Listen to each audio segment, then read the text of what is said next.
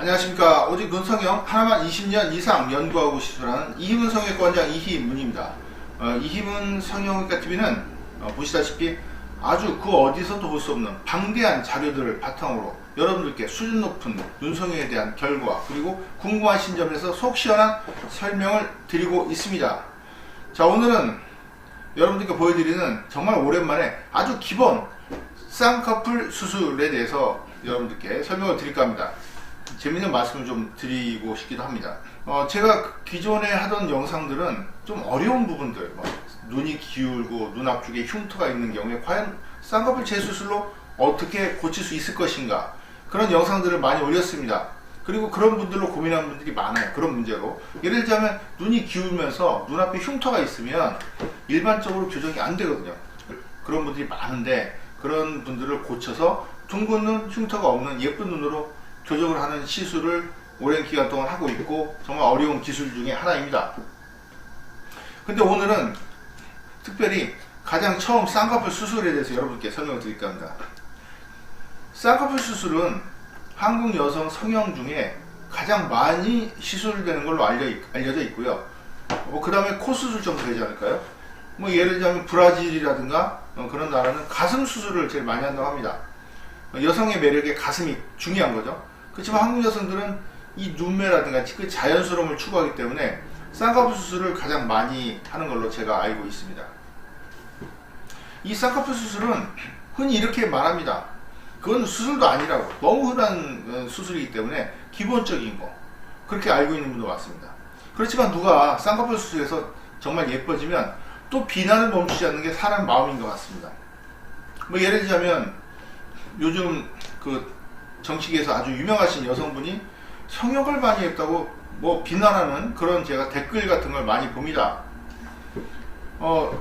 얼굴도 바꾸고 모든 이름도 바꾸고 정말 본인의 가치가 아무것도 없으니 저렇게 다 바꿔서 제 또 다른 인생을 거짓으로 살아간다라는 그런 아주 그냥 그 광범위한 그런 비난을 멈추지 않는 걸 제가 인터넷 댓글이라든가 그런 거에서 보고 있습니다. 과연 이 눈수술, 제가 성형 중에 눈수술은 아주 기본적인 건데 눈수술을 그렇게 비난할 이유가 있을지 저는 그 회의가 듭니다. 왜냐하면 저는 성형외과 의사이기 때문이라고 생각하기 쉽지만 사실 우리가 남성이든 여성이든 나이가 많든 적든 좀 더 좋은 모습을 남들한테 보여주는 거는, 남들이 그러면 허영심이 있고 괜히 쌍꺼풀 수술에서 잘못돼서 부자연스러운 거고, 자기가 그러면 남들에 대한 예의고 자기 자신을 고양시키는 그런 방법이다.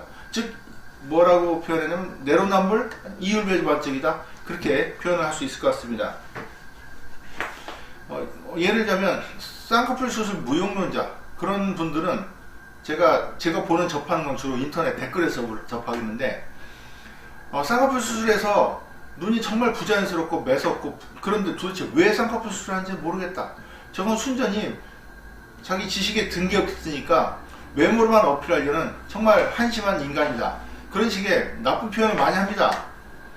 자기 주변에는 쌍꺼풀 수술하지 않고 정말 자연스럽고 눈빛이 예쁜 여성들을 많이 봤는데 쌍꺼풀 수술해서 망쳐가지고 그러고 다니는 거 보면 한심하다, 괜한 수술하는 거다, 그런 댓글을 많이 봅니다만, 물론 그게 본심인지는 모르겠습니다만 저는 그런 댓글을 접합니다. 왜냐하면 제 전문 분야가 쌍꺼풀 수술이기 때문에 그런 글들이 인터넷상에 있으면 또 보게 되고 기억이 남는 것입니다.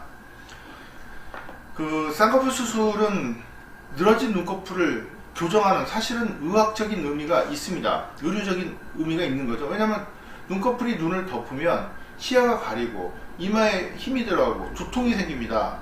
그리고 눈꺼풀이 짓무릅니다. 그런 아주 어떻게 보면 기본적인 의료인데, 물론 미용 효과도 훌륭하죠. 그리고 눈꺼풀이, 한국 여성들은 그래요. 아닌 분도 많지만 이 북방계통 눈매는 두툼하고 눈을 누릅니다. 그래서 두통이 생기고 항상 힘이 들어가요. 눈꺼풀이 두툼하고, 이분은 그래도 두툼하진 않은데 제가 다른 분 사례를 말씀드리면, 눈꺼풀이 두툼하고 지방이 많은 이유는 사실 그 인간이 진화하면서 추위에 적응하는 그런 과정이지, 아니면 햇빛에 적응하는 과정이지, 그 미적으로는 쓸모도 없고 사실 일상생활 춥지가 않다면 아무 필요가 없는 거거든요. 제가 그 차량 말씀을 드리면 좀 외람되지만, 제 차량이 계속 문제가 생겨요. 그래서 보니까 라지에이터에 뭘 설치를 했다는 거예요. 그 설치한 이유가 외제차인데, 추위에 그런 뭘 예방하기 위해서 만들었다 그래요. 그걸 떼고 나니까 아무 문제가 없어요. 새지도 않고. 그런 적이 있습니다. 즉, 이 눈꺼풀이 두툼하고 눈이 안 떠지는 거는 추위에 적응하는 라지에이터 보호 기능 정도. 그걸 없애버리면 그런 강추위에 노출되지 않는다면 훨씬 일상생활도 편하고 두통도 안 생기고 시야도 밝아지는 것입니다. 그만큼 쌍꺼풀 수술은 아주 의미가 많다. 제가 오늘 쌍꺼풀 수술 PR을 쭉 하는데요. 그래서 이 쌍꺼풀 수술만큼은 다른 성형과 달리 눈 건강이라든가 아니면 시야 확보, 두통 예방, 그런데 아주 꼭 필요한 수술이다. 그렇게 말씀을 드리고 싶습니다. 그리고 그 아무리 쌍꺼풀 수술이 허영심 때문에 하는 수술이라고 해도 저는 대부분 본심은 쌍꺼풀 수술로 더 좋은 모습을 갖는다면 그 누구도 마다하지 않을 게 바로 쌍꺼풀 수술이라고 생각합니다. 자, 오늘 말씀이 길었는데요. 이분은 쌍꺼풀 수술을 안 했어요. 처음 저한테 오신 분인데 지금 눈꺼풀 보면 한쪽은 여러 겹이 집니다. 그리고 눈이 돌출되어 보입니다. 그리고 이쪽은 눈 뜨는 힘이 약해 보입니다. 자, 이런 경우에 쌍꺼풀을 해주면 이렇게 뚜렷하고 대칭의 눈이 됩니다.